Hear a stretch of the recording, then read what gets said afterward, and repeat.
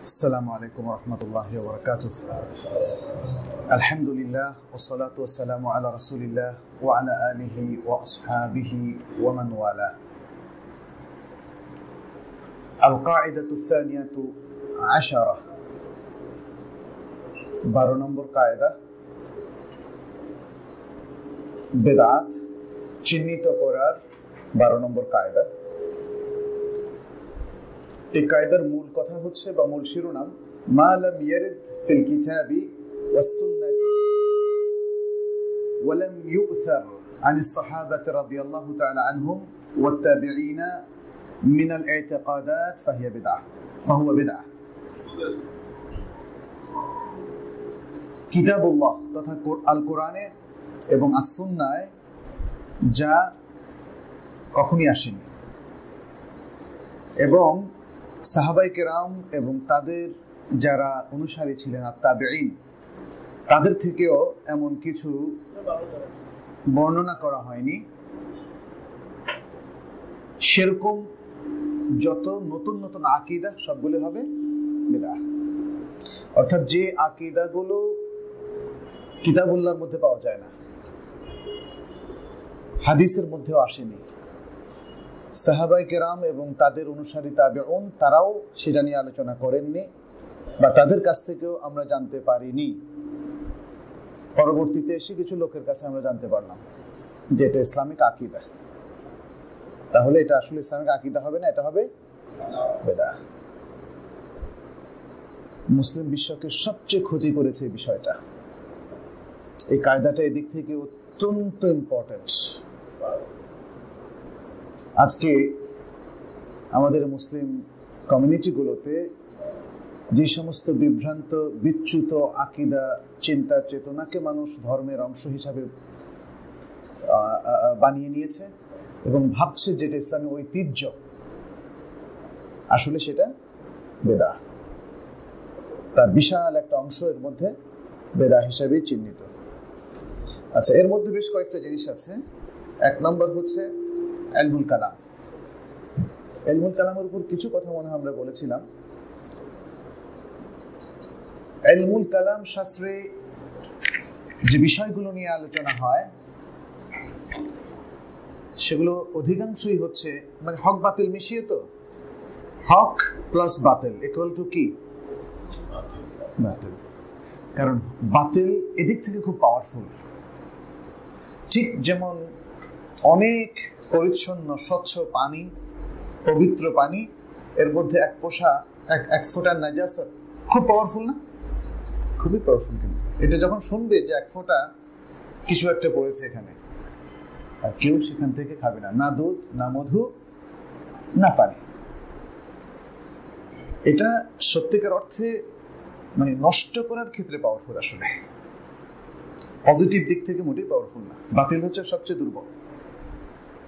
কিন্তু বাতিল যখন কোনো কিছুর সাথে মিক্স হয় তখন পুরোটাকেই হযবরল করে ফেলে। তখন হক যেরকম নির্ভেজাল থাকার কথা সেটা না থাকার কারণেই সেই হকটা নষ্ট হয়ে যায়, বিপর্যস্ত হয়ে যায়।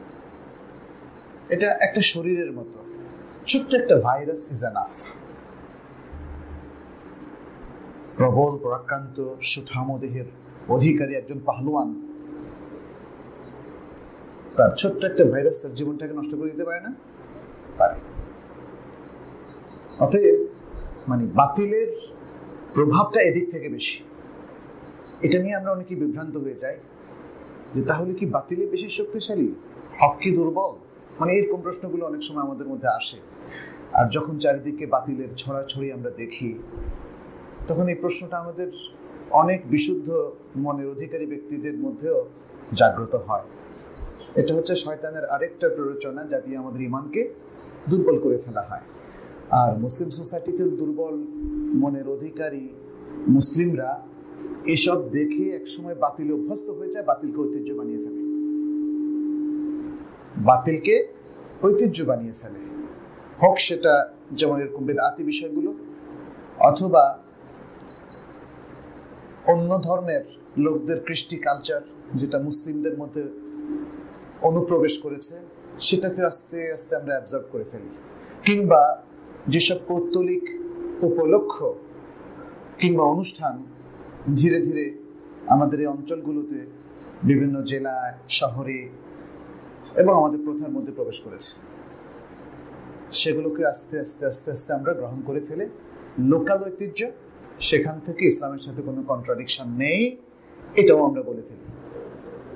দেখবেন যে এখন আমাদের লোকাল কালচারের মধ্যে অনেক কিছু এরকম আছে, এমনকি এখন তো এমন সময় এসেছে যেগুলোর বিরুদ্ধে বললেও বিপদ, মানে ভাবখানা এরকম যেগুলোর বিরুদ্ধে বললেও বিপদ।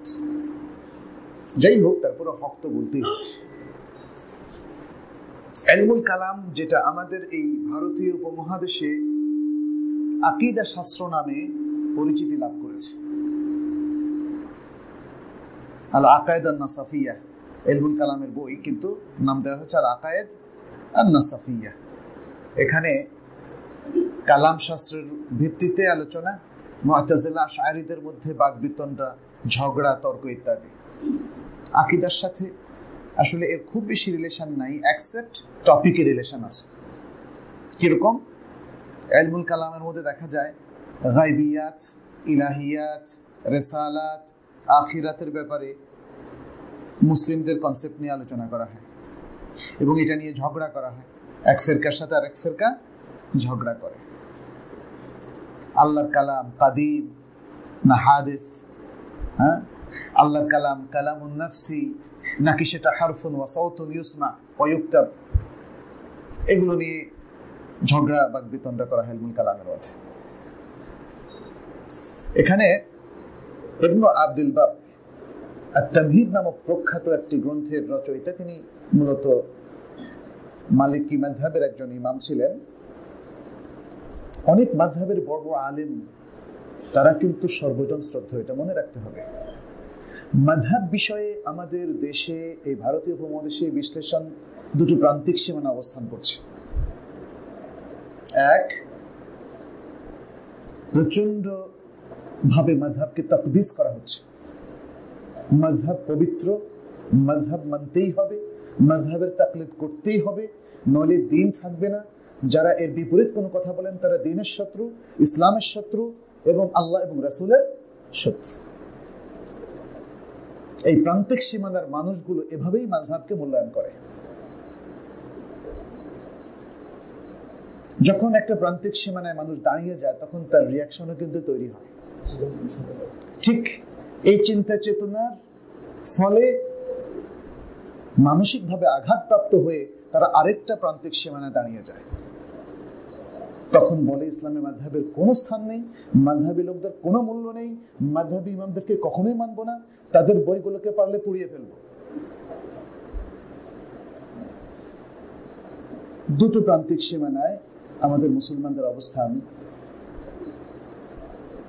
কারণ আমরা আসলে কুল ব্রেইনে চিন্তা করতে ভুলে গেছি, আমরা এম্পিরিক্যাল স্টাডি করতে ভুলে গেছি, আমরা রিসার্চটা ভুলে গেছি, আমরা ভুলে গেছি এই কনসার্ন গুলো আমাদের পার্সোনাল কনসার্ন না,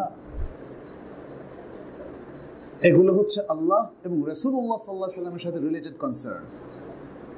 অতএব মুসলিম সব ধরনের পক্ষপাতিত্ব পরিহার করে আল্লাহর ওয়াস্তে ইলমি এবং একাডেমিক ভাবে এই বিষয়গুলোকে বিশ্লেষণ করবে। সে কোনো পক্ষে যাবে না, সে কারো বিপক্ষেও যাবে না। এটা কি বলা হয়? Empirical study. তাহলে মাযহাব সম্পর্কে সঠিক মূল্যায়ন সম্ভব। মাযহাব সম্পর্কে আমি আরো অনেকবার মূল্যায়ন করেছি, খুব সংক্ষেপে আবার বলি।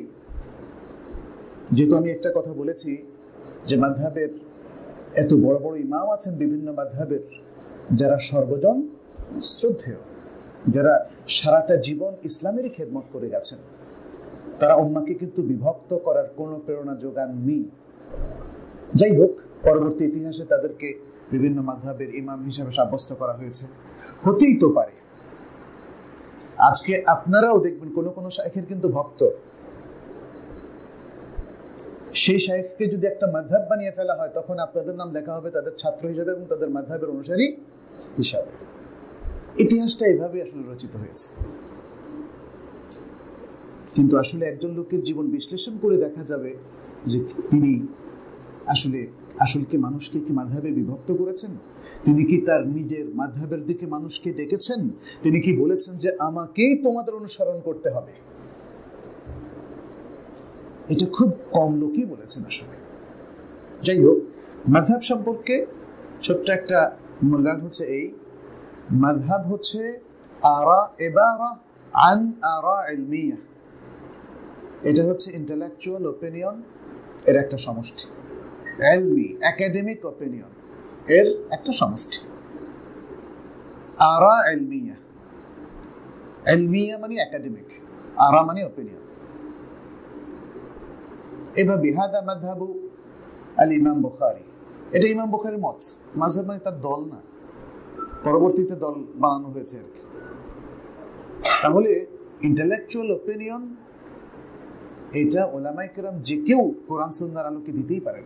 যখন কোরআন সুন্নাহ, তাদের সবারই মূলনীতি হচ্ছে যখন কোরআন সুন্নাহর মধ্যে কোনো ক্লিয়ার সলিউশন রুলিং পাওয়া যায় তখন সেটাই হচ্ছে ইসলামের সলিউশন এবং রুলিং। আর যখন মুজমাল অস্পষ্ট থাকে বিষয়টা, তখন ইখতিলাফের স্কোপ তৈরি হয়। তখন দেখা যাচ্ছে কেউ এটা বলেন, কেউ ওটা বলেন। যেমন আল মুতাল্লাকাতু ইয়াতারাব্বাসনা বিআনফুসিহিন্না সালাসাতা কুরু, যে তালাকপ্রাপ্তা মহিলারা 3 কুরু পর্যন্ত তাদের ইদ্দতে অপেক্ষা করবে। এই কুরুটা নিয়ে দেখা যাচ্ছে যে ওলামাদের মধ্যে ইখতিলাফ হয়েছে, কারণ আরবি ভাষার মধ্যে ইখতিলাফ। কেউ বলেছেন কুরু মানে হচ্ছে তোহর বা পবিত্র অবস্থা মেয়ের, কেউ বলেছেন কুরু মানে হচ্ছে হায়াত, কেউ আবার এটাকে আরো বিশ্লেষণের সুবিধার জন্য সালাসা শব্দ 3-এর দিকে চলে গেছেন। যারা বলছেন যে যে তোহরে তালাক হয়েছে, কারণ তালাক দেওয়াটা তোহরের মধ্যে সুন্নাত, হায়েজ অবস্থা তালাক দেওয়া হবে রাত, এবং তালাক একটা করে দিতে হবে ইত্যাদি। তারা বলেছেন এখানে আল্লাহ বলছেন 3 করো, তাহলে 3 তোহর বললে পূর্ণ হয় না হায়েজ বললে পূর্ণ হয়, সেদিকেও কিন্তু ওলামারা গিয়েছেন। দেখা যাচ্ছে যে তোহরের মধ্যে তালাক দিলে যদি ওই তোহর গ্রহণযোগ্য হয় তাহলে তার ইদ্দত হবে 3 তোহরের কম, 3 তোহরের কম, কারণ কিছু তো তালাক দেওয়ার আগে অতিবাহিত হয়ে গেছে। আর যদি এই তোহরের পরবর্তী হায়েজ থেকে গণ্য হয় সেটাই হবে, তাহলে 3 কিন্তু পুরা হচ্ছে। আবার যদি বলা হয় যে না এই তোহরের পরবর্তী তোহর থেকে গণ্য হবে, তাহলে 3 তোহর প্লাস হয়ে যাচ্ছে। শাফিঈ এবং হানাফি ওলামাদের মধ্যে এটা নিয়ে বিশাল বাকবিতণ্ডা, বাট স্টিল অধিকাংশ শাফিঈ ওলামায়ে কেরাম বলেছেন যে কুরু মানে হচ্ছে তোহর, আর হানাফি ওলামারা বলছেন কুরু মানে হচ্ছে হায়েজ। এটা কিন্তু সলিউশন হচ্ছে না, এটা দুটো ফিকহি অভিমত হিসাবেই থেকে যাচ্ছে, এবং আরবি ভাষায় দুটো অভিমত পোষণ করার যুক্তিও আছে। কিন্তু 3 শব্দের বাস্তবায়ন যদি দেখি তাহলে আমরা দেখছি যেখানে হানাফি মাযহাব বেশি শক্তিশালী, কারণ এখানে 3 হায়েজ ধরলেই 3টা কমপ্লিট হয়, 3 তোহর ধরলে 3টা কমপ্লিট হয় না, হয় 3-এর থেকে কম হয়, নয় 3-এর থেকে বেশি হয়। এভাবে উলামায়ে কেরাম বিশ্লেষণ করেছেন।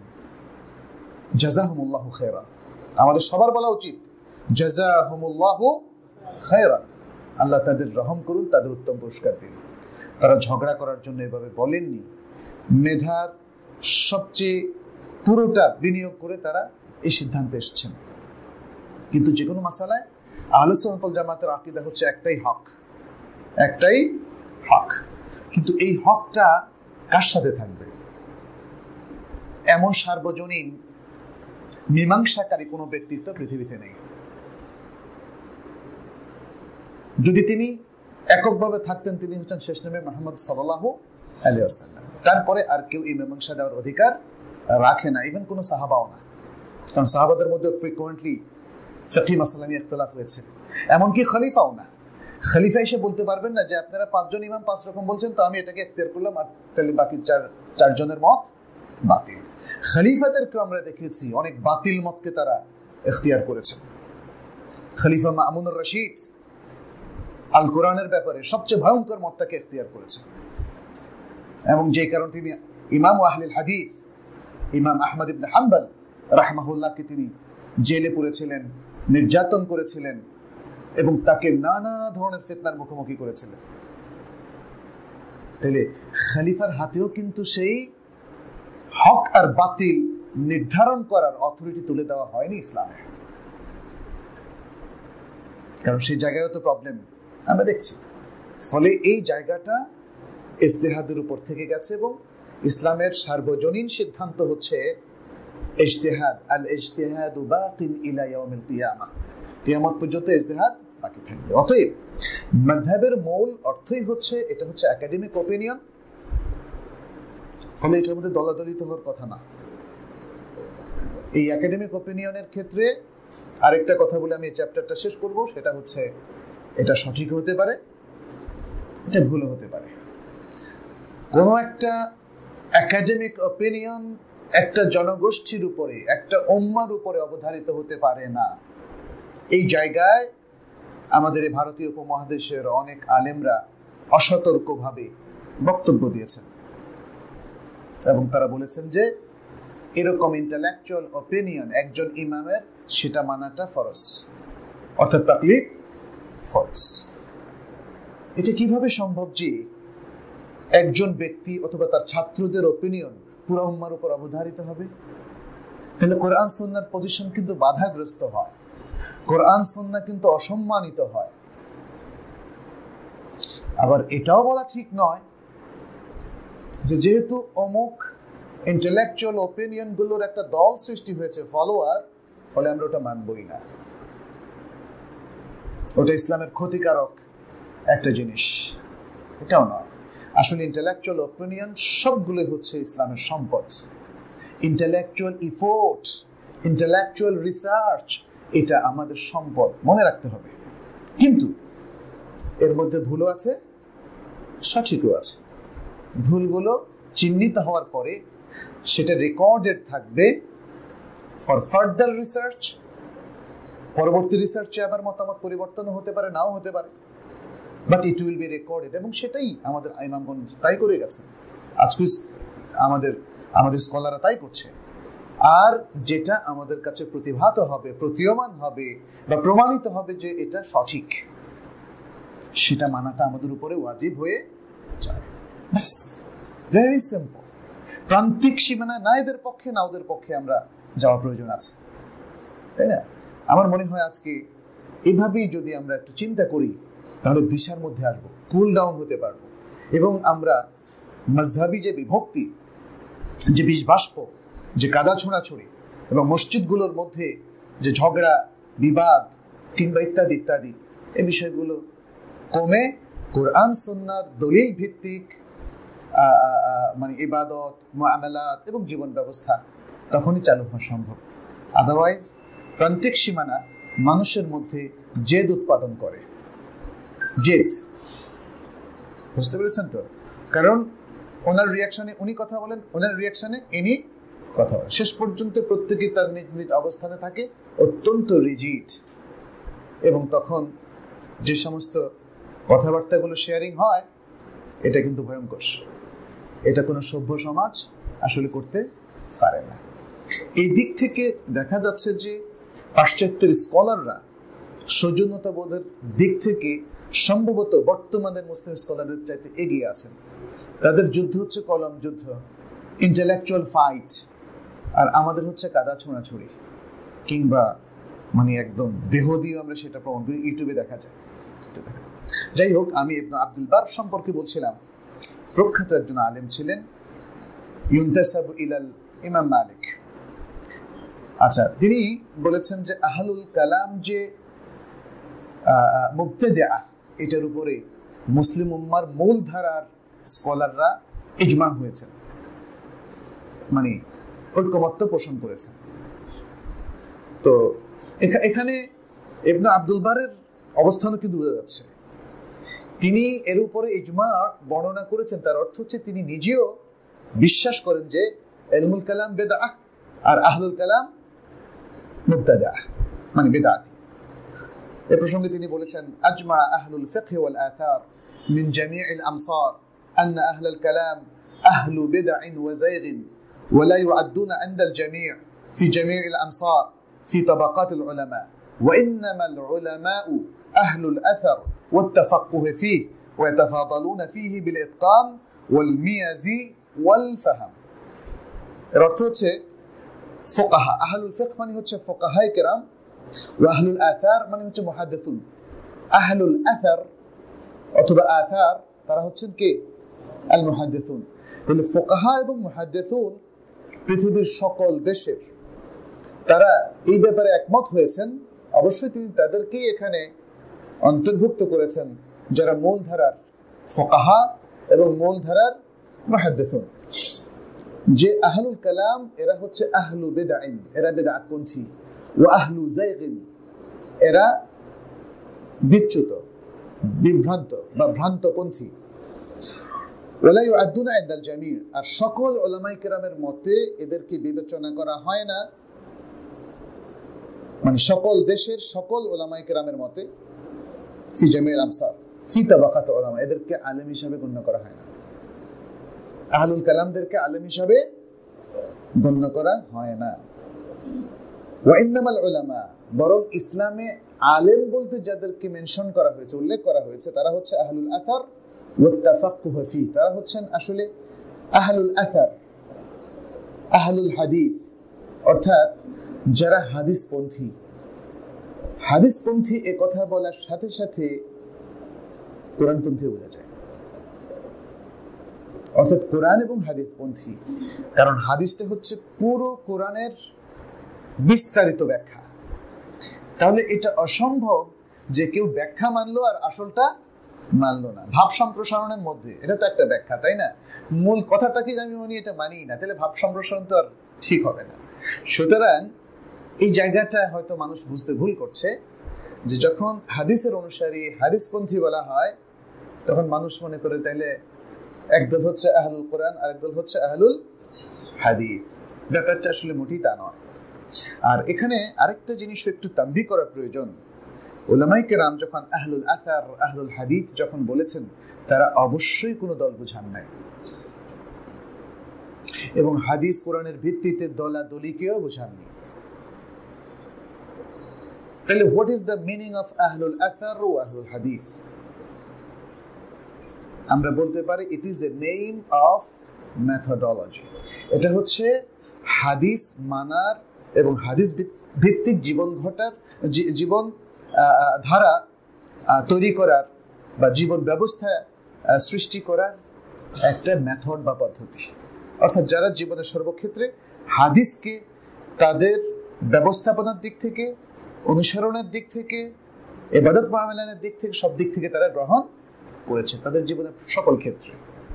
তাহলে আজকে পৃথিবীতে যে কতগুলো দল আছে, কেউ এ দলের অন্তর্ভুক্ত থাকুক আর না থাকুক, কিন্তু যদি সে যদি সত্যি সিনসিয়ারলি আল্লাহ রাসূলকে মাহাব্বা করে, ঈমানকে সে প্রোটেক্ট করে, ঈমানকে সে হোল্ড করে, কমপ্লিট ঈমান, আর জীবনের সর্বক্ষেত্রে বিশুদ্ধ হাদিসগুলোকে অনুসরণ করে, তাহলে সে হাদিসপন্থী হবে।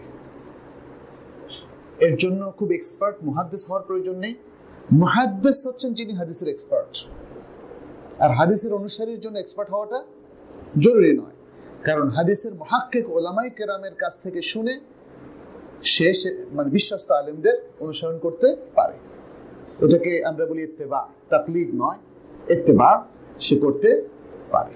অতএব হাদিসের অনুসারী যে কেউ হতে পারে, হাদিসের এক্সপার্টও হতে পারে, সাধারণ মানুষও হতে পারে, কিন্তু সে এখানে দলের অনুসরণ নয়, বরং মানহাজ বা মেথডের অনুসরণ করবে, যেই মেথডটা রাসূল সাল্লাল্লাহু আলাইহি ওয়াসাল্লাম বিভিন্ন হাদিসে স্পষ্ট উল্লেখ করেছেন। যেমন তিনি ফিরকায়ে নাজিয়া বলেছেন, ফিরকায়ে নাজিয়া মুক্তিপ্রাপ্ত দল। মুক্তিপ্রাপ্ত দল also is a name of methodology, not a name of certain group of people. এটা কিন্তু মনে রাখতে হবে। কোন সুনির্দিষ্ট মানুষ অথবা সুনির্দিষ্ট একটা দল কিংবা অ্যাসোসিয়েশন এদেরকে মুক্তিপ্রাপ্ত দল হিসেবে রাসূল সাল্লাল্লাহু আলাইহি ওয়াসাল্লাম চিহ্নিত করেননি, কারণ তিনি বলেছেন ওয়াহিয়া মা আনা আলাইহি ওয়া আসহাবি। মুক্তিপ্রাপ্ত দল হচ্ছে তারা যারা আমি এবং আমার সাহাবাদের মেথডের উপরে প্রতিষ্ঠিত। অতএব মুসলিমদের যে আল জামাআর কথা বলা হচ্ছে, সেটা হচ্ছে এই মেথোডোলজির উপর যারা সংঘবদ্ধ হয়েছে, তারা সকলে মিলে এই আল জামাআহ, হোক তারা সৌদি আরবিয়ান মুসলিম অথবা ইজিপশিয়ান মুসলিম অথবা আফ্রিকান মুসলিম, মৌরিতানিয়ান মুসলিম, কিংবা বাঙালি মুসলিম অথবা ইন্ডিয়ান মুসলিম অথবা আমেরিকান মুসলিম। তাহলে মানে ইসলামটা দেখেন এত সুন্দরভাবে এর আয়োজন এবং ডেকোরেশন, যেটা আল্লাহ আমাদেরকে ব্রেনটা দিয়েছেন ওটা বের করার জন্য, এক্সপ্লোর করার জন্য, আমরা সেটা না করে ওই বিভক্তিটা এক্সপ্লোর করছি, শুধু লাগালাগি মারামারি কাদা ছোড়াছড়িটা আমাদের কাছে খুবই লুক্রেটিভ মনে হচ্ছে। অথচ আয়োজনটা এত সুন্দর যে ইভেন 200টা দেশের মানুষ হয়েও মুসলিম জামাতের একটা জামাতের অস্তিত্ব থাকতে পারে by being affiliated to this methodology। অর্থাৎ সারা বিশ্বের সমস্ত মুসলিম যে দেশেই থাকুক না কেন, ইভেন গহীন জঙ্গলে কিংবা সাগরে অথবা ওই যে জাহাজে যেখানেই থাকুক না কেন, সে কিন্তু যদি এই মেথডটার ফলো করে তাহলে সে অলিখিতভাবে কিন্তু অনেক কিছু প্রতিষ্ঠিত। ব্রিটেনের সংবিধান অলিখিতভাবে সে এই জামাতের একজন সদস্য হতে পারে। মেথড মা আনা আলাইহি ওয়া আসহাবি, এই বিষয়গুলোকে কিন্তু আজকে আমাদের জানতে হবে, বুঝতে হবে ব্যাপকভাবে, এবং মানে এই বিষয়গুলোতে ব্যাপক আলেম তৈরি না হওয়ায় এবং এই চিন্তাধারাগুলো ব্যাপকভাবে বিকশিত না হওয়ার কারণে সংকীর্ণ দৃষ্টিভঙ্গি আমাদের মধ্যে গালিব হয়ে গেছে, এবং সংকীর্ণ দৃষ্টির ব্যক্তিরা তারা সেই সংকীর্ণ দল মতের দিকে মানুষকে ডাকছে। মানে এখন যে আমাদের আজকের কথা, এটা অবাক হওয়ার কিছু নেই। হয়তো বলবে মনজুর এলাহি সাহেব এটা নিজের থেকে আরেকটা জিনিস আবিষ্কার করেছেন, বলতেও পারে, বাট আমরা সবাইকে আহ্বান করবো যেন একটু ভাবুন। আসলে কোরআন সুন্নাহর নসগুলো তো আর অস্পষ্ট না, অবশ্যই স্পষ্ট। সেই ভাবনার আলোকে সিদ্ধান্ত নেন এবং ওলামায়ে কেরাম কি বলেছেন সেটা বোঝার চেষ্টা করুন, তাহলে কিন্তু বুঝে আসবে। যাই হোক, এরপরে তিনি বলেছেন যে তাহলে ওলামা হচ্ছে যারা আহলুল আসার, যারা হাদিসপন্থী এবং ফিকহুল হাদিস এর যারা এক্সপার্ট। ফিকহুল হাদিস, ফিকহ নিয়ে একটা বিভ্রান্তি আছে আমাদের দেশে। অনেকে মনে করেন না, ফিকহ হচ্ছে বিভ্রান্ত লোকদের চর্চার জায়গা, আর আমরা শুধু করব হাদিসের চর্চা। আপনি হাদিসের চর্চা কেমনে করবেন যদি হাদিস না বুঝেন? এই হাদিস বোঝাটাই তো হচ্ছে ফিকহ, আর কি? হাদিস বোঝাটাই হচ্ছে ফিকহ। এই জিনিসগুলো করা যাবে না, মূর্খতা আমাদেরকে বর্জন করতেই হবে। এখন তো সারা বিশ্বের সবকিছু আমাদের সামনে ক্লিয়ার। মদিনা ইউনিভার্সিটিতে কিসমুল ফিকহ আছে, কিসম উসুল ফিকহ আছে। উসুল ফিকহ এর কথা শুনলে অনেকে বলে যে এটা তো আরেকটা ইলমুল কালাম, এটা আরেকটা ভুল কথা। উসুল ফিকহের কিছু বইতে ইলমুল কালামের একটা প্রভাব লক্ষ্য করা যায়, কারণ একসময় যারা মুতাকাল্লিমুন ছিলেন তারাই ফিকহ উসুল ফিকহের চর্চা বেশি করেছেন, বিশেষ করে 500, 600, 700 বছর আগে। কিন্তু এটা ভুল কথা যে ইলমুল কালামের যারা এক্সপার্ট ছিলেন, অর্থাৎ আহলুল কালাম কিংবা মুতাকাল্লিমুন, তারাই ফিকহ উসুল ফিকহের চর্চা করেছেন। কিন্তু ইতিহাসে দেখেন আমাদের প্রধান সকল ইমামই কিন্তু ফাকিহ ছিলেন। এমনকি যাদেরকে আমরা মুহাদ্দিস হিসাবে মানে তাদেরকে বিখ্যাত হতে দেখেছি, তারাও কিন্তু ফাকিহ ছিলেন।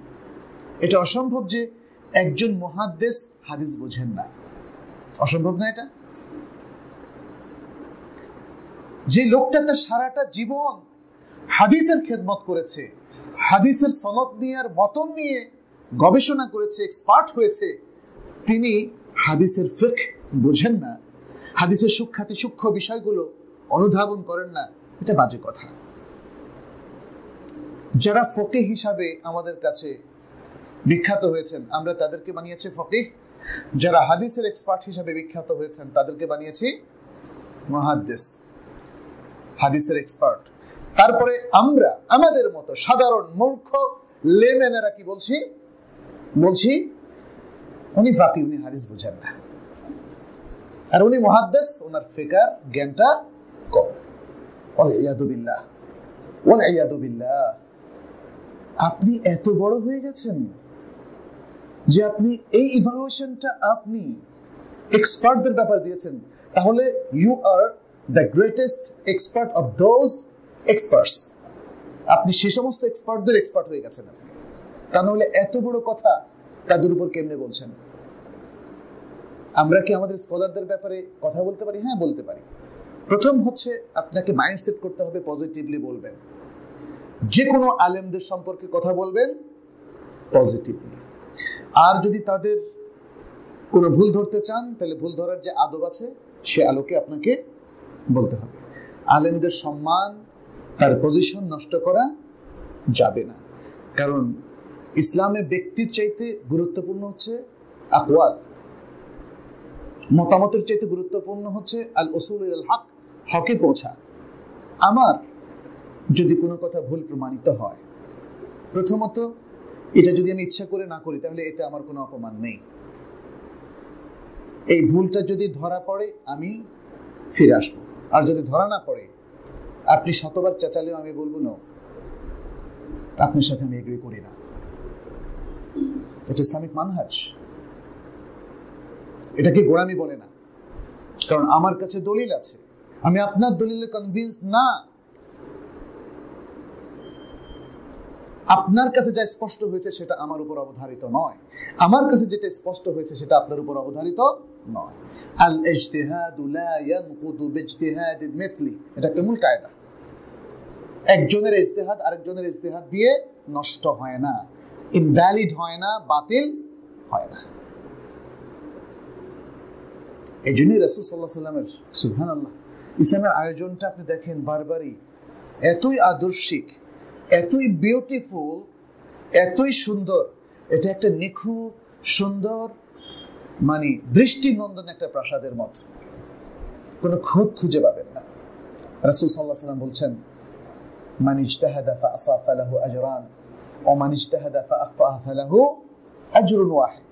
যে ব্যক্তি ইজতিহাদ করে এবং ইজতিহাদ করে সঠিক সিদ্ধান্তে আসে তার দুটো সওয়াব, যে ইজতিহাদ করে তারপর ভুল করে তার একটা সওয়াব।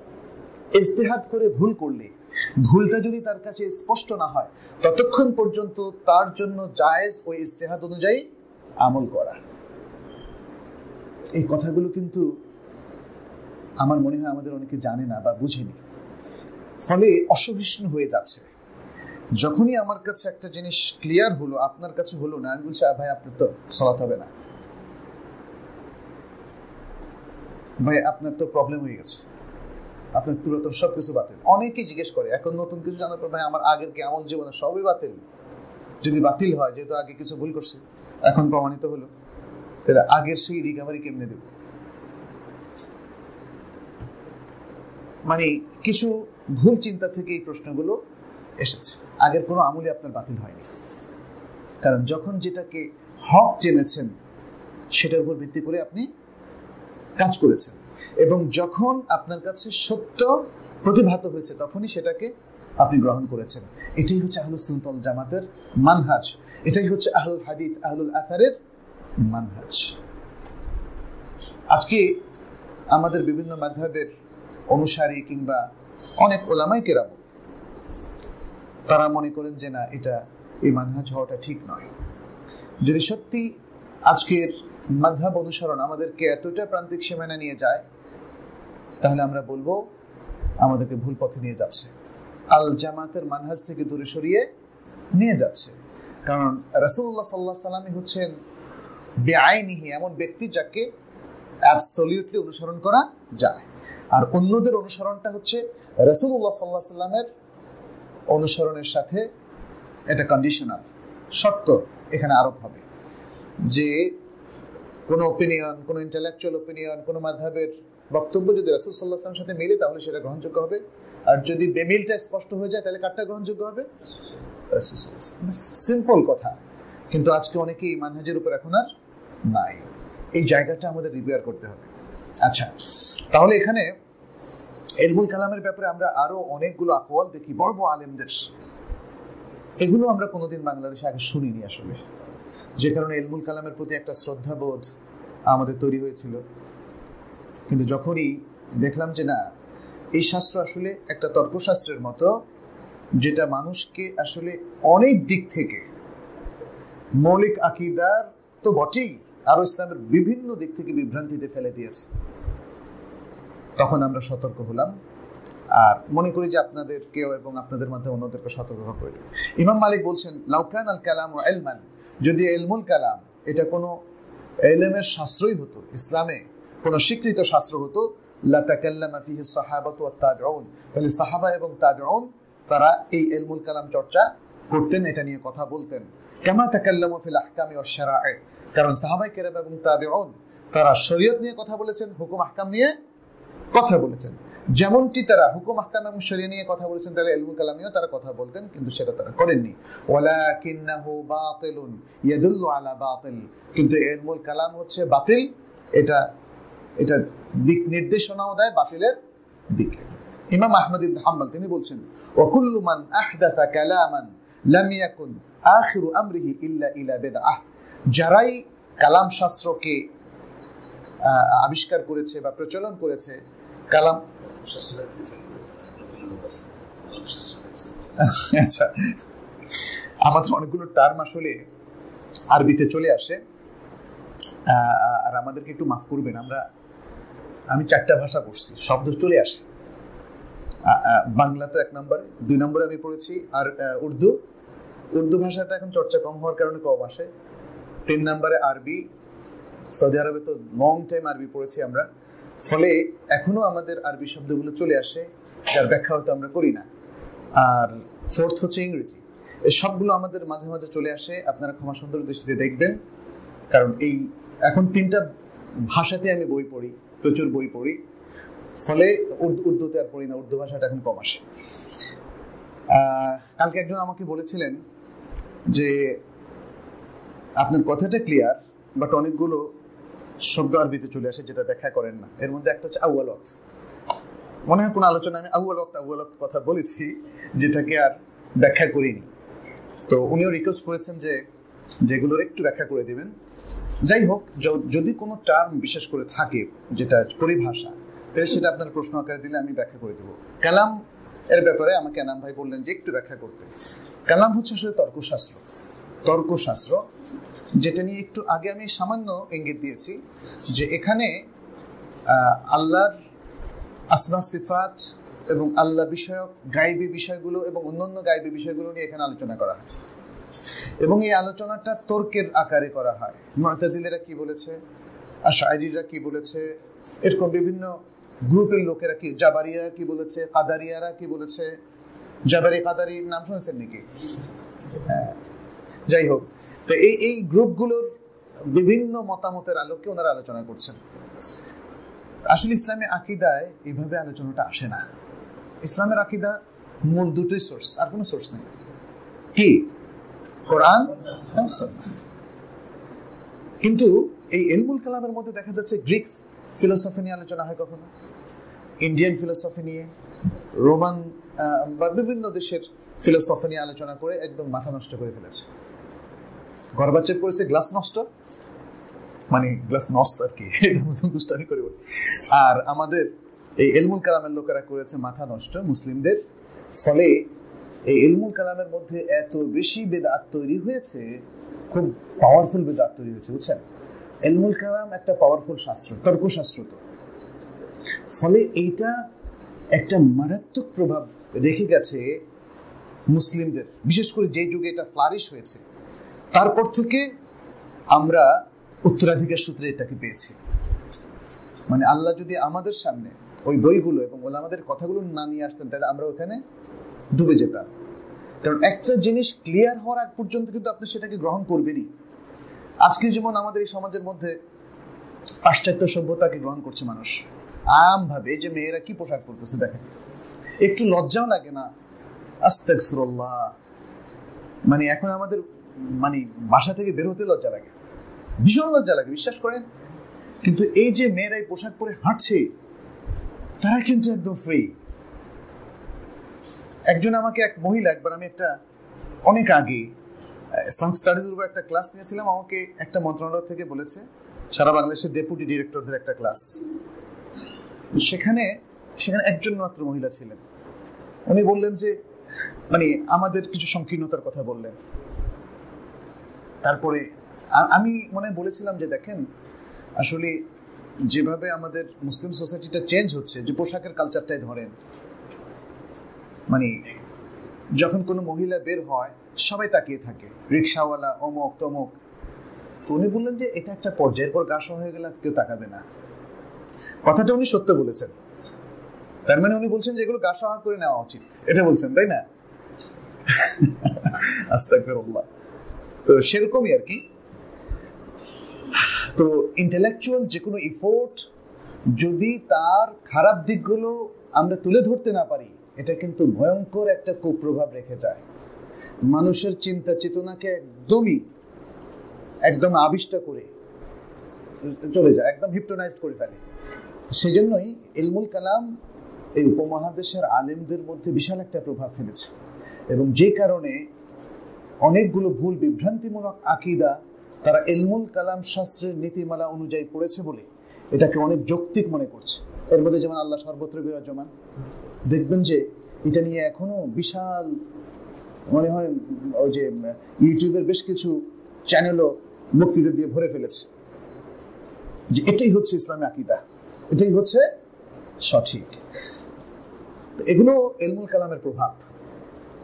ইলমুল কালাম এসে আমাদেরকে যে যে চিন্তা চেতনা ধারণ করে তার উপর জেদ তৈরি করে, কিন্তু কোরআন সুন্নাহ এতই বিউটিফুল, ভুল থাকলে সেটাকে সংশোধন করে আবার কোরআন সুন্নাহ ভিত্তিক জীবনের দিকে আমাদেরকে নিয়ে আসে। ইমাম আহমদ তাহলে বলেছেন, যারাই ইলমুল কালামকে প্রচলন করেছে তাদের শেষ পরিণতি হয়েছে এই যে তাদেরকে বেদাতের দিকে ঠেলে দিয়েছে। শেষ পর্যন্ত বেদাত হচ্ছে তার শেষ পরিণতি। লিআন্নাল কালাম লা ইয়াদউ ইলা খায়র, কারণ ইলমুল কালাম বা এই তর্কশাস্ত্রটা মানুষকে কোনো কল্যাণের দিকে ডাকে না। আচ্ছা, আরো অনেক কথা আছে এখানে। ইলমুল কালামের মধ্যে মাসাইলও আছে, দালাইলও আছে।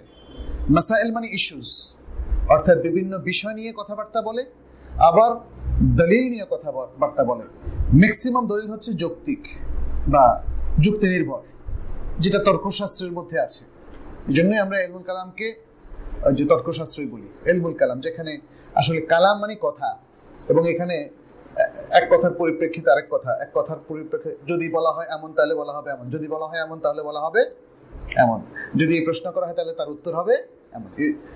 ফাইন কিলা কাযালিক রুদ্দা আও কিলা আও উজিবা, এভাবে বলা হয়। ইবনে আবিল ইজ, তিনি হানাফি মাযহাবের প্রখ্যাত একজন ইমাম ছিলেন, বাট আকীদাগত দিক থেকে তিনি পরিশুদ্ধ ছিলেন পুরোপুরি, কারণ তিনি ইবনে কাসিরের ছাত্র। আর ইবনে কাসির কার ছাত্র ছিলেন? ইবনে তাইমিয়া রাহিমাহুল্লাহ। এখানেও দেখেন প্রভাবটা, দেখেন মানুষ, বুদ্ধিমান মানুষের প্রভাবটা টের পেয়ে গেছে। এই জন্য যে পন্থী বলে যে আর অন্যদের কাছে যাবেন না, তাহলে কিন্তু বিপদ। প্রভাব তো থাকবেই, প্রভাব থাকবে, ভালোরও প্রভাব থাকবে, খারাপেরও প্রভাব থাকবে, কিন্তু ভালোকে চিহ্নিত করতে পারলে এটা সৌভাগ্য। মান ইয়াহদিহিল্লাহু ফালা মুদিল্লা লাহু ওয়া মান ইউদ্লিল ফালা হাদিয়া লাহু, এটা সৌভাগ্য। যারা সত্যকে পেয়েছেন, যারা সহিহ আকীদাকে পেয়েছেন, যারা সহিহ সুন্নাহর অনুসারী হতে পেরেছেন, আল্লাহর শুকরিয়া আদায় করা উচিত। আলহামদুলিল্লাহ আল্লাযী হাদানা লিহাদা ওয়া মা কুন্না লিনাহতাদিয়া লাউলা আন হাদানা আল্লাহ। সকল প্রশংসা আল্লাহর, যে আল্লাহ আমাদেরকে এই সত্যের প্রতি হেদায়েত দিয়েছেন। যদি আল্লাহ হেদায়েত না দিতেন তাহলে আমরা হেদায়েত পেতাম। এটা ভাগ্য, আসলে এটা ভাগ্য। এটা কিন্তু আমরা খুব পরিশ্রম করে যে পেয়েছি তা না, কারণ আমাদের চেয়ে বেশি পরিশ্রম করেও অনেকে বেদাতকে পেয়েছে, এবং আরো বেশি পরিশ্রম, পড়াশোনা, দিন রাত করে বেদাতকে জেদ করে এবং সেটাকে সাব্যস্ত করার চেষ্টা করে। অতএব হককে পাওয়া এটা আসলে আল্লাহ তাআলার পক্ষ থেকে একটা বড় ধরনের গিফট, সবচেয়ে বড় ধরনের নেয়ামত। অবশ্য যারা ভুল পথে আছে তারাও মনে করে তারাও হকের উপর হয়েছে, তারাও মনে করে যে তারাও হক পেয়েছে, তারাও খুশি। যাই হোক, হ্যাঁ, এখানে ইবনে আবিল ইজ আল হানাফি রাহিমাহুল্লাহ তিনি বলেছেন, ওয়াসারু ইয়াবতাদিউনা মিন আদ-দালাইল ওয়াল মাসাইল মা লাইসা বিমাশরু'। এই ইলমুল কালামের এক্সপার্টরা তারা দালাইল মানে যুক্তি তর্ক ইত্যাদি এবং মাসাইল বিভিন্ন ইস্যু নিয়ে ইস্যু তারা আবিষ্কার করেছে, প্রচলন করেছে, যেটা আসলে শরীয়ত সম্মত নয়। ওয়া ইউরিদুনা আনিল আমরিল মাশরু', এবং তারা অনেক শরীয়ত সম্মত বিষয় থেকে বিমুখ হয়ে আছে, বিরাগ ভাজন হয়ে আছে। আচ্ছা, দ্বিতীয় যে বিদআতি বিষয়টা, যেই বিদআতি আকীদাগুলো না রাসূল সাল্লাল্লাহু আলাইহি ওয়াসাল্লামের যুগে ছিল কিতাবের মধ্যে, কিতাব মানে আল কোরআনের মধ্যে, না হাদিসের মধ্যে, না সাহাবাদের মধ্যে সেটা চর্চিত হয়েছিল এবং না তাবেঈনদের মাধ্যমে আমরা কোনো বর্ণনা সেখানে পেয়েছি। এর মধ্যে হচ্ছে আত-তুরুক আস-সুফিয়া, সুফি তরিকাগুলো। আজকে তো মানুষ মানে আমাদের দেশের বাঙালি মুসলিমরা বলে থাকে ইসলাম তো সুফিদের মাধ্যমে আমরা বাংলাদেশে পেয়েছি, অতএব আমাদের কৃতজ্ঞতা প্রকাশ করা উচিত। এটা হচ্ছে সুফিজমকে গ্রহণ করার সবচেয়ে বড় দলিল। আর সেকেন্ড হচ্ছে তারা বলছেন যে সুফিজমের মধ্যেও ভালো আছে মন্দ আছে, হাক্কানি পীর এবং ভণ্ড পীর, হাক্কানি পীর এবং ভণ্ড পীর। কিন্তু আমরা যদি প্রশ্ন করি সুফি তরিকাগুলো নিয়ে, বাংলাদেশের সমস্ত সুফি এবং পীর মুরিদরা চারটা প্রধান তরিকার যে কোনো একটা তরিকার মধ্যে তারা অ্যাফিলিয়েটেড। সেটা হচ্ছে কাদেরিয়া, চিশতিয়া, নকশবন্দিয়া, মুজাদ্দিদিয়া। এর বাইরে আরো থাকতে পারে, যেমন আফ্রিকা সাত্তিজানিয়া, আর সাব তরিকা আরো অনেকগুলো থাকতে পারে। আমরা যদি প্রশ্ন করি আমাদের এই যে লক্ষ লক্ষ সাহাবায়ে কেরাম, তাদের সময় কয়টা তরিকা ছিল? আচ্ছা, সাহাবায়ে কেরামদের কথা বাদ দিলাম, পরবর্তী উলামায়ে কেরাম, তাবেঈন, তাদের সময় কয়টা তরিকা ছিল সেটাও না হয় একটু ইগনোর করলাম। যদি বলি ইমামদের যুগে তাবেঈন যারা, ইমাম আবু হানিফা রাহিমাহুল্লাহ কোন তরিকা ছিলেন? ইমাম আবু ইউসুফ, ইমাম মুহাম্মদ, ইমাম জুফর, যাদেরকে প্রবল ভাবে আমাদের দেশের উলামায়ে কেরামের, উপমহাদেশের উলামায়ে কেরাম অন্ধভাবে অনুসরণ করেন। আমরা অবশ্যই তাদেরকেও সম্মান করি, তাদের জন্য সকল আলেমদের জন্য দোয়া করি আল্লাহ যেন তাদেরকে ক্ষমা করে দেন এবং আল্লাহ যেন তাদেরকে জান্নাত নসিব করেন, জান্নাতুল ফিরদাউস, আমিন। কিন্তু তারা কোন তরিকার ছিলেন এবং তাদের কাছ থেকে কি একটা বক্তব্য পাওয়া যায় যে আপনারা পরবর্তীতে যে তরিকাগুলো অনুসরণ করবেন এগুলো সবই শুদ্ধ, নকশবন্দিয়া শুদ্ধ, মুজাদ্দিদিয়া শুদ্ধ, কাদেরিয়া শুদ্ধ, এমন কোনো কথা কি আছে? তাহলে এত পরে তরিকাগুলো আসলো, আগের ওলামাদের কোনো কিছুই শোনা গেল না, আবার আপনি এদেরকে বলছেন হক্কানি পীর, এটা কেমন কথা? মুসলিম উম্মার এটা হচ্ছে ক্রাইসিস। আমাদের crisis in mind, crisis in our আকিদা, ক্রাইসিস ইন আওয়ার ডেইলি ইবাদা এন্ড মুআমালাত, ক্রাইসিস ইন আওয়ার প্র্যাকটিস। কিন্তু যেহেতু আমরা গবেষণা করি না, আমাদের এগুলো চিহ্নিত হবে না কোনোদিন। আপনার যদি একটা সার্চিং মাইন্ড না থাকে, এটা কোনোদিন চিহ্নিত হবে না। কে চিহ্নিত করবে বলেন তো? কারণ যে লোকটা হয়তো এমআইটিতে, আমেরিকার এমআইটিতে বড় গবেষক, এসে দেখবেন বাংলাদেশের কোনো অজপাড়া গায়ের একজন পীর এসে মুরিদ। ডক্টর জাকারিয়া ভাইয়ের শ্বশুরদের মধ্যে একজন আত্মীয় ছিলেন এমন, তার খালু শ্বশুর, এটা উনি বলতে পারবেন, আমার নামটা মনে নাই, আমেরিকার একটা বড় ইউনিভার্সিটির প্রফেসর ছিলেন, সায়েন্টিস্ট, বাংলাদেশের খুব বড় ভণ্ড একজন পীরের মুরিদ, পরবর্তীতে খলিফা হয়েছেন। কোথায় তার রিসার্চ, কোথায় তার সেই জ্ঞানের আলোকে আলোকিত হওয়া? এই যে বিষয়, এই একটা জায়গায় মানুষ আবেগের, নিতান্তই আবেগের অনুসরণ করে। এখানে রিসার্চের আর কোনো রুম নাই, কোনো স্কোপ নাই।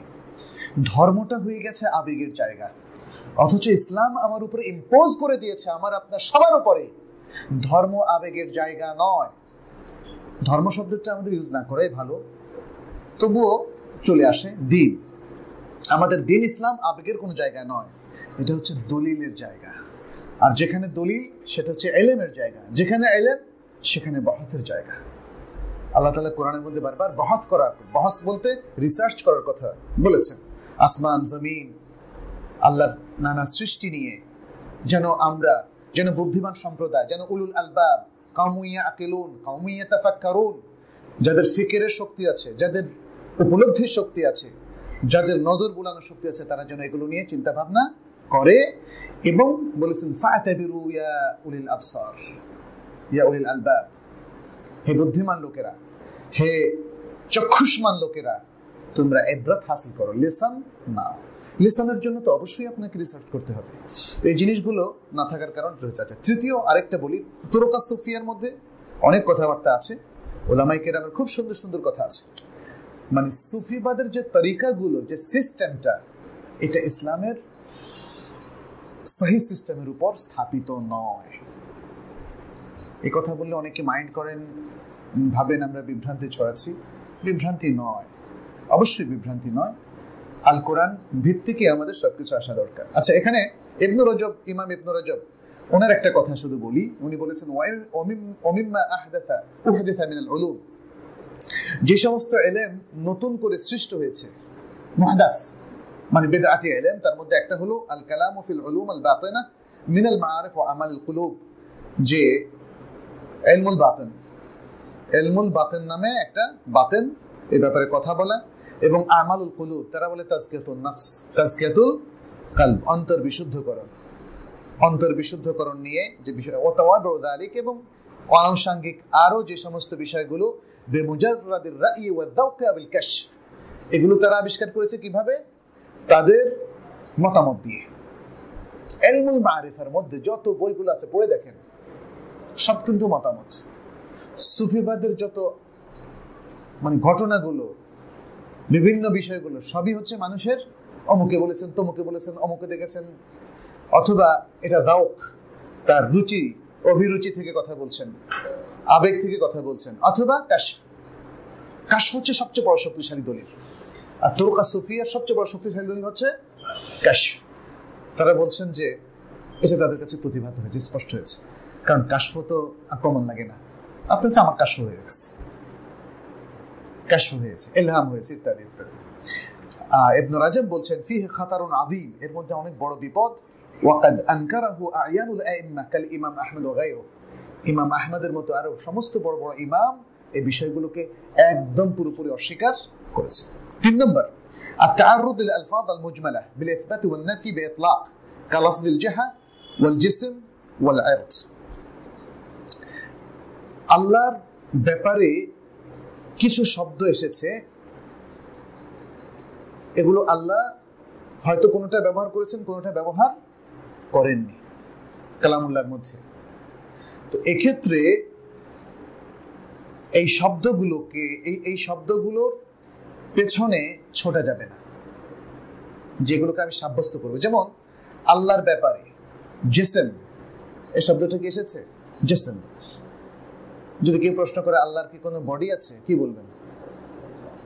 হ্যাঁ, এখানে তো এখন যুক্তি, ইলমুল কালাম চলে আসলে কি হবে? বলবে যে আল্লাহ যদি বডি নেই, তাহলে আল্লাহ নিরাকার। আবার যদি বলেন যে আল্লাহ নিরাকার না, তাহলে তো আল্লাহর আকার আছে এবং বডিও আছে। এখন কোন দিকে যাবেন? প্রবলেম না? এই প্রবলেমগুলো ফেস করতে হবে।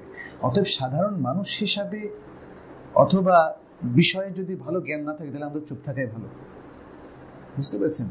আমরা কিন্তু অলরেডি সব পক্ষে কিছু বিভ্রান্তি ছড়িয়ে ফেলতেছি। শিকিল, শিকিল শব্দটা, শিকিল এটা কি আল্লাহর সিফাত? শিকিল, শেপ, আকৃতি, আকার, এই শব্দটা কি আল্লাহর সিফাত? আল্লাহ কি বলেছেন কোথাও? ইন্নাল্লাহা লাহু শিকলুন আও আশকালুন। তাহলে আমরা যে অবলীলা খালি বলেই বেড়াচ্ছি আল্লাহর আকার আকার আকার, কথাটা কোথায় পেলাম? আরেকটা শব্দ হচ্ছে জিহা, ইত্যাদি, বিভিন্ন, এগুলো আসলে মান্তিকিরা সব নিয়ে এসেছে। নিরাকার আর আকারের বিষয়ে আমাদের স্ট্যান্ড কি হওয়া উচিত? নিরাকার এই কথাটা কমপ্লিটলি হিন্দুইজম থেকে এসেছে,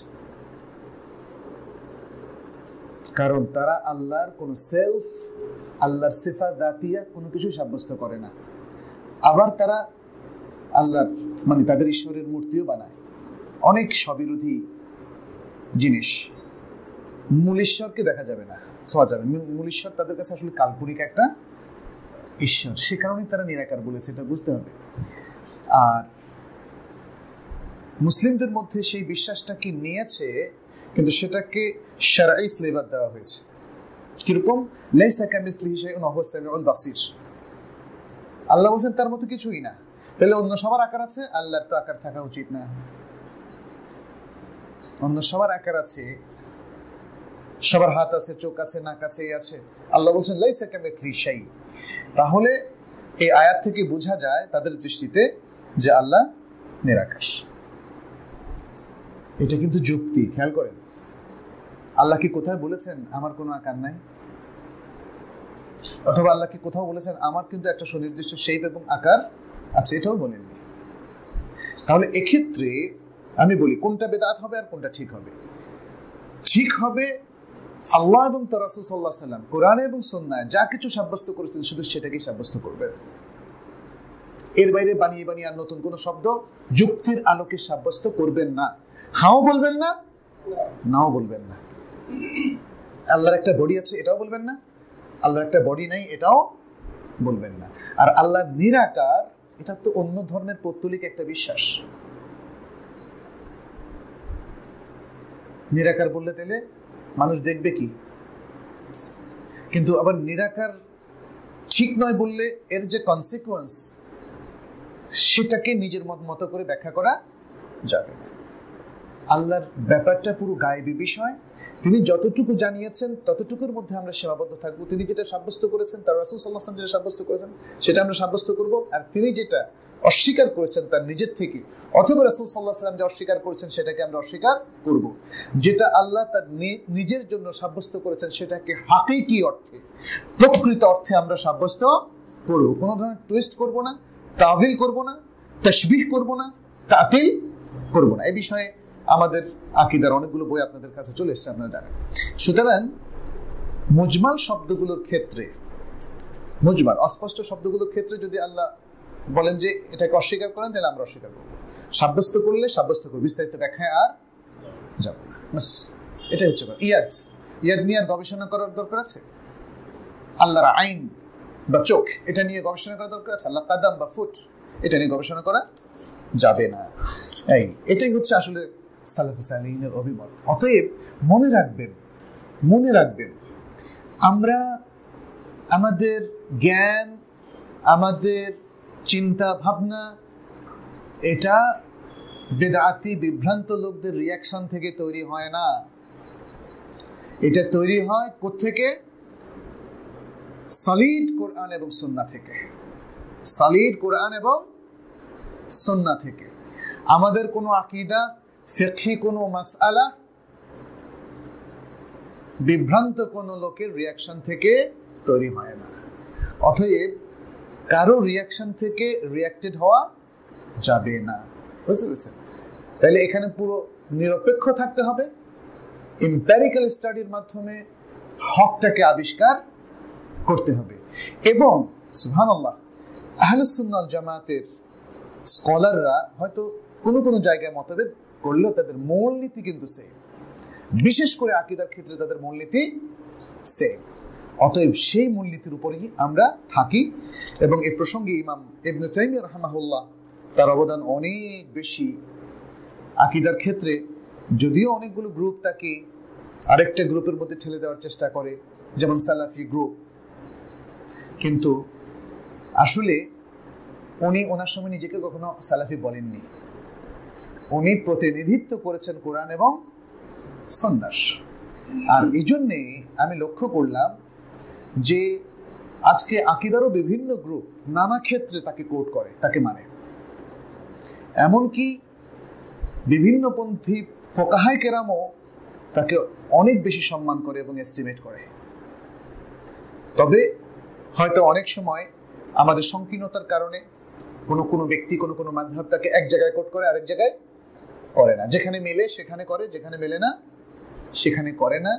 এই ধরনের পক্ষপাতিত্ব ইসলামে আসলে জায়েজ নেই। এটা কোরআন সুন্নাহর ক্ষেত্রে হোক অথবা উলামাদের ক্ষেত্রে হোক, হক আমাদের কাছে সবসময় সবচেয়ে আকাঙ্ক্ষিত বস্তু। হক দিয়ে আমরা ব্যক্তিকে বিচার করব, ব্যক্তি দিয়ে হককে বিচার করব না। এই জন্য ব্যক্তির চাইতে আমাদের কাছে হক বড়, হকের চাইতে কোনো ব্যক্তি আমাদের কাছে বড় নয়। এটা কিন্তু একটা বিশাল বড় একটা মূলনীতি, এটা মনে রাখতে হবে। মুসলিম সবসময় প্রাধান্য দেয় কাকে? হককে। হক তার কাছে সবচেয়ে উপরে থাকবে। ফাওকা কুল্লি শাই, আল হকু ইউখাযু বিহি। আল হাক্কু ইউত্তাবা, আল হাক্কু ইউকাল, ওয়া ইউরাফুর রিজালু বিল হক ওয়া লা ইউরাফুল হাক্কু বির রিজাল। আচ্ছা, এরপরে আরেকটা বলে আমরা না, এখানে মোটামুটি এই তিনটা জিনিস চলে এসছে, আজকে এখানে শেষ করে দেই। আচ্ছা, যে আজানের টাইম হয়ে যাবে, তো এই জন্য আমরা আজকে শেষ করে দিচ্ছি। আল্লাহর কাছে দোয়া করি। আজকে প্রশ্ন উত্তর পর্ব আমরা যাবো না, একটা প্রশ্ন উত্তর দেবো, এই প্রশ্নগুলা ফিল আপ করতে পারেন কেউ চাইলে, নেক্সট দিন যদি দেন জি ইনশাআল্লাহ। একটা তারা আসলে যাওয়ার দরকার মাগরিবের আগে জি, আল্লাহ আমাদের সকলকে ক্ষমা করুন এবং আমাদের সকলকে তৌফিক দান করুন যেন তার দ্বীনের সঠিক সমঝ আমরা পেয়ে যাই। প্রশ্ন হচ্ছে, দাঈফ হাদিসের সাথে বিদআতের সম্পর্ক আছে কি? একটু ব্যাখ্যা করে বলবেন কি? আছে, দাঈফ হাদিসের সাথে বিদআতের সম্পর্ক আছে, তবে কিছুটা আপেক্ষিক। সেটা হচ্ছে, দাঈফ হাদিস যদি সার্বিক বিবেচনায় দাঈফ হিসাবে প্রমাণিত হয়ে যায় এবং কোনোভাবে সেটা আর সহিহ বা হাসান পর্যায়ে আসে না, তাহলে তার দ্বারা আমল করা শরীয়তে জায়েজ নেই। এবং তখন যেহেতু জায়েজ নেই, যতক্ষণ না এটা শরীয়তের অথেন্টিক দলিলের সর্বনিম্ন বা স্ট্যান্ডার্ডে আসবে, ততক্ষণ পর্যন্ত এর দ্বারা আমল করা জায়েজ নেই। ফলে তার আগ পর্যন্ত আমল করলে এটা বেদাত হিসাবে গণ্য হবে। যদিও এর চাইতে ভয়াবহ হচ্ছে জাল হাদিস। জাল হাদিস তো আসলে হাদিস না, জাল কথা। যেহেতু বানিয়ে মানুষ হাদিস হিসেবে চালিয়েছে, আবার ধরা পড়ে গেছে যে এটা জাল, এই জন্য দুটোর কম্বিনেশন হচ্ছে এটা জাল হাদিস, ফ্যাব্রিকেটেড হাদিস বা বানানো হাদিস। বানানো হাদিস অনুযায়ী আমল করলে সর্বসম্মতিক্রমে এটা হলো বেদাত। বেদাত মানে এটা হচ্ছে সেই আমল যেগুলো ইবাদত হিসেবে পরিপালন করা হয়। দাঈফ হাদিস অনুযায়ী কোনো আমলকে সহিহ হাদিস দ্বারা সাব্যস্ত আমলের সাথে অ্যাড করা যাবে না। যেমন সালাতের মধ্যে যদি দাঈফ হাদিস নির্ভর কোনো আমল পাওয়া যায়, তাহলে সেটা সালাতের মধ্যে অন্তর্ভুক্ত করা যাবে না, অ্যাড করা যাবে না। যদি কেউ করেন তাহলে সেটা বেদাত হিসাবে গণ্য হবে। তবে দাঈফ হাদিসের ব্যাপারটা আমি বলেছি আপেক্ষিক। কেন? যদি কোনো একটা গবেষণায় দেখা যায়, কারণ এখানে দুটো জিনিস, এক, পৃথিবীর সমস্ত হাদিস গবেষণা করে যদি কেউ দাঈফ হাদিস চিহ্নিত করেন, তাহলে সেটা অনেক শক্তিশালী একটা পদক্ষেপ হবে। কিন্তু অনেক সময় দেখা যাচ্ছে যে আমার কাছে একটা হাদিস এসেছে বা আমাদের আলেমদের কাছে এসেছে, অন্তত 3টা তরিকায় আমি দেখলাম হাদিস সবগুলো খুবই দাঈফ এবং সবগুলো মিলে হাসান হচ্ছে না। আচ্ছা, তখন আমার জন্য এই মাওকিফটা প্রযোজ্য হবে যে আমি এই হাদিস অনুযায়ী আমল করতে পারবো না, এটাকে রেকর্ডেড অবস্থায় রেখে দেব, অথবা ফার্দার কোনো ইনফরমেশন পর্যন্ত অপেক্ষা করব যতক্ষণ না এটা ওই ইনফরমেশন বা ওই তথ্যটা পাই যেখানে আমাকে বলা হবে যে এই হাদিসটা হাসান। কিন্তু কিছুকাল পরে যদি আমি দেখি, যেমন শেখ আলবানী রাহমাহুল্লাহ তার সিলসিলাতুল হাদিস সাহিহার মধ্যে বিশাল আলোচনা করে এটাকে হাসান বলেছেন, এবং সেটা আমি দেখলাম যৌক্তিক এবং সেটা দলিল নির্ভর কথা, তাহলে সেটা গ্রহণ করতে আমার আপত্তি নেই। এবং সে অবস্থায় আমার আগের অবস্থান পাল্টে যেতে পারে, বরং পাল্টে যাওয়াই উচিত। এই দৃষ্টিকোণ থেকে এটা আপেক্ষিক। আদারওয়াইজ এটা মানে আমাদের ওই যে দাঈফ হাদিসের আমলটা বর্জনই করতে হবে। আমরা বহু জায়গায় বলেছি দাঈফ হাদিসের আমল, যেটা আমাদের দেশে ফাজাইল আমালের ক্ষেত্রে বলা হয়, অনেক অনেক সওয়াব ইত্যাদি, সেক্ষেত্রে যে মূলনীতিগুলো দেওয়া হয়েছে এই হাদিস অনুযায়ী আমল করা, যে তার আসল অন্য সহিহ হাদিস দ্বারা প্রমাণিত অথবা তার কিছু তরিকা থাকা ইত্যাদি, ইবনে হাজার 4টা বিষয় উল্লেখ করেছেন, সেটা হলে আসলে হাদিসের দাঈফই থাকে না, এটা হাসান পর্যায়ে উপনীত হয়ে যায়। কিন্তু যদি এটা দাঈফই থেকে যায়, তার মানে হচ্ছে এতই দাঈফ যে কোনোভাবেই এটা শক্তিশালী হতে পারলো না, তখন এই হাদিসের দ্বারাটা হচ্ছে দাঈফুন জিদ্দান, বা আলাল আকাল আমরা দাঈফ হিসাবে বলতে পারি। তখন সেই হাদিস অনুযায়ী আসলে কোনো ধরনের আমলই সাব্যস্ত হবে না। আমল সাব্যস্ত হলে সেটা বেদাত হবে এই দৃষ্টিকোণ থেকে, এবং এটা জমহুর মুহাদ্দিসিন কেরামের এটাই হচ্ছে মূলনীতি। অতএব আমরা যেন এখানে একটা মানে ফাইনাল সিদ্ধান্তে না চলে আসি যে কোনো দাঈফ হাদিসের কারণে যে কোনো দিনই এটা কিয়ামত পর্যন্ত আর সহিহ হওয়ার কোনো সম্ভাবনা নাই, এরকম যুগান্তকারী কথা যেন আমরা না বলি। কারণ এটা আমরা মদিনা অবস্থানকালেও দেখেছি হাদিস এতদিন পর্যন্ত 5 বছর থেকে জেনে এসেছি যেটা দাইফ, অর্থাৎ যারা দাইফ হিসেবে উল্লেখ করেছেন তাদের কাউলটা এসেছে, কিন্তু দেখা গেল যে আগের আলেমদের মধ্যেও কেউ এটাকে হাসান বলেছেন, যেটা আবার ফার্দার রিসার্চের দাবি রাখে। এই জন্য বিষয়টা যেহেতু আপেক্ষিক, আমরা মূলনীতিটা বুঝলাম, যতক্ষণ দাইফ হিসাবে সাব্যস্ত থাকবে ততক্ষণ আমল করা যাবে না, কিন্তু যদি এটার দাফ বা দুর্বলতা কেটে যায় তখন আমল করা যাবে। আল্লাহ আমাদের সকলকে তৌফিক দান করুন। হাদা সাল্লাল্লাহু আলাইহি ওয়াসাল্লাম আলা নবিয়িনা মুহাম্মদ ওয়া আলা আলিহি ওয়া আসহাবিহি আজমাইন। সুবহানাকাল্লাহুম্মা ওয়া বিহামদিকা আশহাদু আল্লা ইলাহা ইল্লা আনতা আস্তাগফিরুকা ওয়া আতুবু ইলাইক।